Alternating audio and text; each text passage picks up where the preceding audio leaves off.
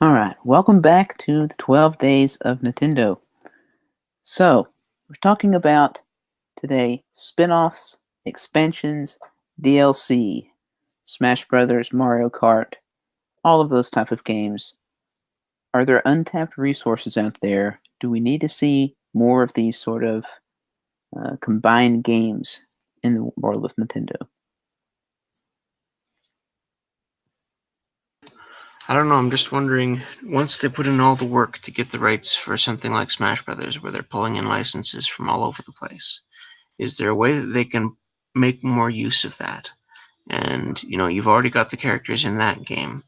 If you put in a DLC mode where you also included something other than just the fighting interaction, where, say, you added a kart mode to, a Smash Kart or whatever, to try to flush that out and use those assets more extensively. I'm not sure what that would look like, but I know with Mario Kart 8 Deluxe, and Mario Kart 8, even with the DLC packs where they started pulling in non-Mushroom Kingdom characters, it started to look a little bit like Smash did initially before they pulled in third parties. Yeah, with like Are you Zelda talking and about Inklings. third-party licenses though? Because that's a whole different ballgame. Put Snake in Mario Kart and he can drive just a cardboard box. Yeah, I guarantee you, every agreement they have with a third party, as far as their characters go, applies to that game only. Yeah. Except there's maybe not a whole Ubi. lot. Ubi might have some kind of combo deal, right? Because it seems like they always got something going on with like the Mario and Rabbids and whatever. But I think that's Barry's, such a weird game. at least as far as Nintendo stuff goes, I think Barry's point is spot on, and I wouldn't be surprised. As far as them kind of turning Smash, or kind of turning Kart into the racing version of Smash that's just, every Nintendo character they can cram into it. Yeah, But and they did that's that the a little bit thing. with the Mii's too, with the Mii outfits. True. But if they're starting from Smash, where they already have those licenses, and then add additional ways they can use those characters to the existing game, would that be a way to do it without having to renegotiate all the licenses all over again? Possibly to do like a DLC update to the game, to add different modes to the game. Well, I mean, Yeah. all of that possibly, but all of that would have had to have been worked out in advance, right? Yeah, I would imagine so. Like Because they have to make sure the people who own the property don't object to how you're using their character. Well, yeah, I mean, again, for something like the Metal Gear Solid guy or whatever, I guarantee you there's an ironclad document that he appears exactly this way in only this game, yada, yada, yada, yada, yada. And they would want a new game to make more money, especially since Smash has done so well. Yeah. If they did a racing game, they would have to be a separate title to where they could get another full price purchase out of you. That's complicated by all the ghosts and things too that they've added. There's just so many others in there. I do recall when they were coming out with those Mario Kart expansions, I always thought it would be fun to see Pikachu as Razor, because you've already got a lightning bolt item that you can get and just devastate everybody, which would seem quite on theme. I thought Link was a good pick because you already had a boomerang and you already had a bomb and you already had, several of the sort of staple items that he used. Some of them crossovers work pretty well. Crossovers are difficult to get to work. Obviously, the big one, Mario and Sonic at the Olympics, coming together. And there was the Fire Emblem. Was it Fire Emblem and Shin Megami? That had a little mashup. The Warriors series is, I don't know, it's not really a mashup, I guess, but it kind of is. It's just kind of they've created their own little genre. Yeah, and they've just reskinned a game. Yeah. But it's hard to think of who are some characters that would work well together. But yeah, I could see them adding stuff to even Fire Emblem. Add some characters from other games into there. I mean, the indie titles, right? Remember for a while there were all the different developers were like adding DLC of other characters, like characters from other indie games into each Shovel Knight game. ended up in 1 billion games. Yeah, like I think on Blaster Master Zero, I think I can play as Shantae, Shovel Knight, a couple others. And maybe not Shovel Knight on that one, but yeah, there's a bunch of little crossover character things like that. Not just for the big guys. But I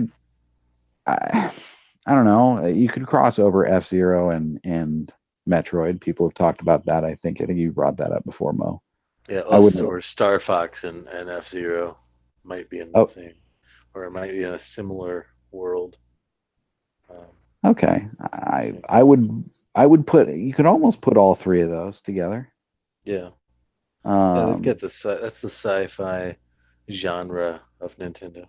Yeah, and they all have a similar look and feel, at least to a degree. I'd say Metroid and F-Zero have the Barry spent a lot of time with StarCraft. That's got some or Starlink. Nintendo, or Starlink rather, yeah. Or both, I've played both, but yeah.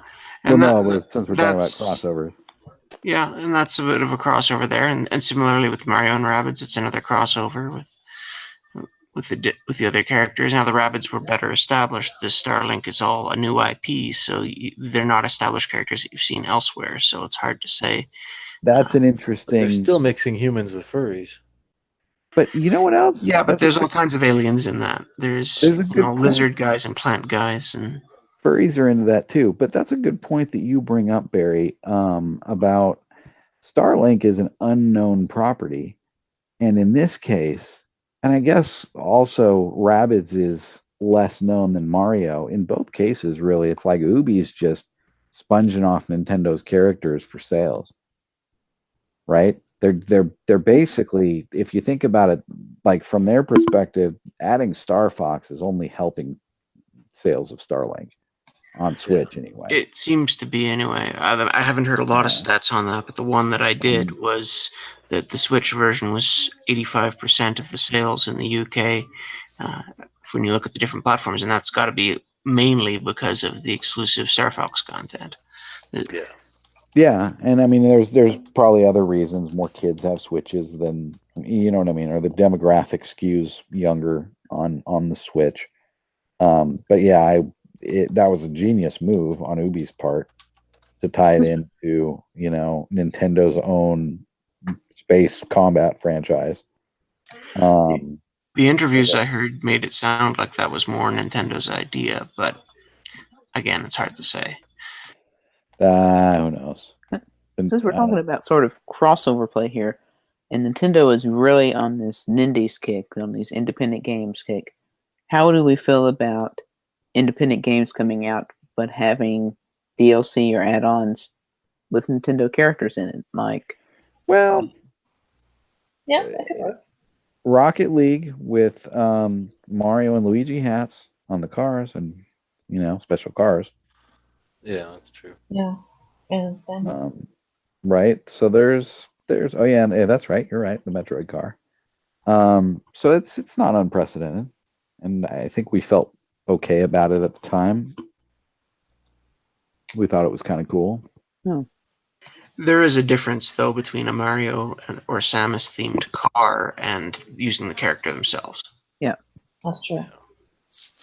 What if instead of it being a Mario themed car, it was a Mario Kart car? It was Mario in a kart playing. I think it would be disastrous myself. And Rocket League. And Rocket League. Throwing shells at other cars. Yeah, it wouldn't. I mean, even if it were just the appearance of a Mario Kart, it just wouldn't really fit with the theme of Rocket League. Yeah. It'd have to work. Like, okay, I keep going back to Blaster Master Zero, but right, they have different characters that handle differently that you can play with. Like, and this would never, ever, ever happen. But say, Mario in that game would be kind of cool. I'd be down with that. One of these old 8-bit remake types, or this, the Bloodstained, or whatever. I would accept a Nintendo character in one of those. Done well. And as Nintendo is with their IP, they're pretty careful, and I would imagine they wouldn't Like they might do it for Yacht Club, or a handful like that, but nobody else. Yeah. And it would have to be just the perfect stars align kind of project for them to jump on it. But it's plausible, and I would be down if they, again, did it right, which I would expect them to do.